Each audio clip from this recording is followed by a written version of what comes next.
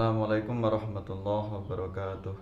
Alhamdulillah wassalatu wassalamu ala Rasulillah Muhammad ibn Abdillah. Asyhadu an la ilaha illallah wahdahu la syarikalah wa asyhadu anna Muhammadan abduhu wa rasuluh. Allahumma salli ala sayyidina Muhammad wa ala alihi wa ashabihi wa man tabi'ahum bi ihsanin ila yaumiddin.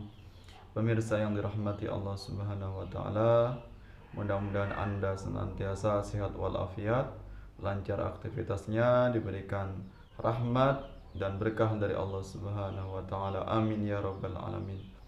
Terima kasih Anda semuanya, sahabat-sahabat semuanya masih menyimak channel kami. Dengan dukungan Anda semuanya, alhamdulillah, mudah-mudahan channel ini bisa bermanfaat dan bisa berkembang, memberikan manfaat semakin luas. Amin ya rabbal alamin. Pada kali ini saya akan menjawab, yaitu kelompok umat Islam, kelompok Wahabi yang senantiasa menyalahkan amaliyah umat Islam di luar kelompoknya. Kelompok Wahabi yang senantiasa menyalahkan amaliyah warga Nahdliyin. Mereka senantiasa menanyakan mana dalilnya. Ya, bahkan mereka mengecap amaliyah warga Nahdliyin, amaliyah warga Ahlus Sunnah wal Jamaah, warga NU tidak ada dalilnya. Mereka mengatakan dalilnya lemah atau dhaif, dalilnya palsu dan sebagainya. Maka perlu kami jawab bahwasannya amaliyah warga Nahdlatul Ulama, amaliyah warga Nahdliyin bukan tidak ada dalilnya, tapi memang mereka kaum Wahabi belum tahu atau tidak faham dalilnya. Maka amaliyah yang kami lakukan semuanya memiliki dalil yang kokoh, memiliki hujah yang kuat, entah itu amaliyah nisfu Sya'ban, amaliyah yasinan, tahlilan, ziarah kubur, istighosah dan sebagainya, salawat nariyah dan lain-lain, semuanya amaliyah warga Nahdliyin ada dalilnya. Maka tidak benar jika mereka menganggap tidak ada dalilnya. Dan tentu kita faham bahwasanya dalil dalam ajaran Islam bukan hanya Al-Quran dan hadis atau sunnah saja, tapi juga ada dalil ijma' dan qiyas. Ya, betapa sempitnya kalau kita hanya menjadikan Al-Quran dan sunnah atau hadis sebagai dalil. Sebab banyak sekali persoalan-persoalan terkini, masalah-masalah kontemporer yang belum dijawab oleh Al-Quran dan sunnah atau hadis. Maka perlunya kita merujuk kepada pendapat ulama, mayoritas ulama Ahlus Sunnah wal Jamaah yang disebut dengan ijma'. Kemudian ada dalil qiyas, yaitu analogi. Maka kelompok yang kerap menyalahkan amaliyah warga Nahdlatul Ulama adalah mereka yang belum cukup dalam beragama. Mereka masih sangat minim ilmu. Kebanyakan mereka orang yang masih muda, yang tidak punya bekal agama yang cukup, tidak pernah mondok pesantren, belajar hanya melalui media online saja secara singkat, kemudian mendapatkan portal atau ustadz yang tidak jelas sanadnya. Maka kami perlu tegaskan bahwasanya belajar agama tidak bisa instan.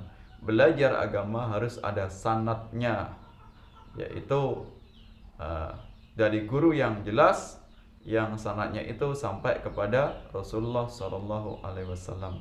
Jelaslah bahwasanya amaliyah kami ada sanadnya dari ulama-ulama kami, ulama Nusantara, ulama Ahlus Sunnah wal Jamaah, kemudian dari ulama tabi'ut tabi'in, kemudian sampai kepada tabi'ut tabi'in dan sampai kepada Rasulullah, melalui sahabat, kemudian sampai kepada Rasulullah Shallallahu Alaihi Wasallam.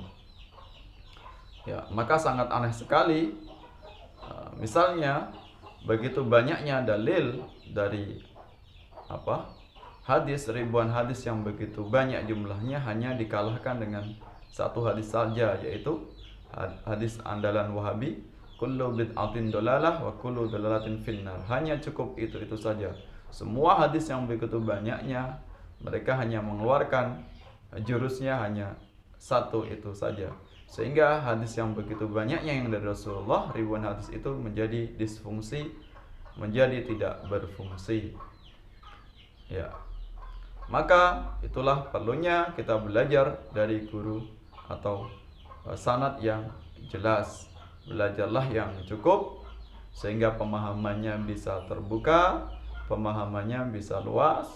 Pelajarilah dari berbagai macam mazhab fikih. Ada 4 mazhab fikih yang kredibel. Kemudian belajarlah mazhab-mazhab tafsir. Kemudian belajarlah dari tokoh-tokoh ulama yang banyak, sehingga banyak referensinya. Jangan hanya mengandalkan satu ustadz saja, hanya satu tokoh saja, hanya muter-muter itu saja, sehingga sedikit sekali pemahamannya, referensinya sedikit-sedikit kafir, sedikit-sedikit bid'ah, sedikit-sedikit musyrik, sedikit-sedikit sesat. Maka kelompok Wahabi ini adalah kelompok yang sangat minim referensinya. Mereka semangat dalam berhijrah, semangat mendakwahkan ajaran Islam, tapi sebenarnya mereka yang perlu didakwahi. Ya, jika ulama pendahulu kita, ulama Wali Songo itu mengislamkan orang yang belum Islam, tapi kelompok Wahabi ini kerap mengkafirkan umat yang sudah beragama Islam. Begitulah bahayanya belajar ilmu agama yang tidak jelas atau ilmu agama yang tidak mumpuni.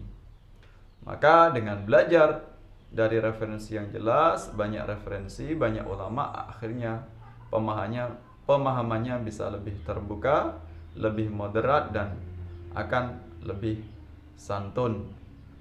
Maka kami sarankan kepada jamaah Wahabi yang kerap menyalahkan amaliyah umat Islam, silahkan belajar lagi, belajar yang banyak, kajilah dari ulama-ulama yang lain.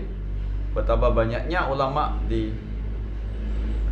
muka bumi ini, betapa banyaknya umat Islam, ulama yang kredibel, ya, tokoh atau pakar umat Islam, bukan hanya bolak-balik berasal dari Albani, bin Bas, Muhammad bin Abdul Wahab, ya, atau hanya ulama itu saja atau tokoh panutan Wahabi saja.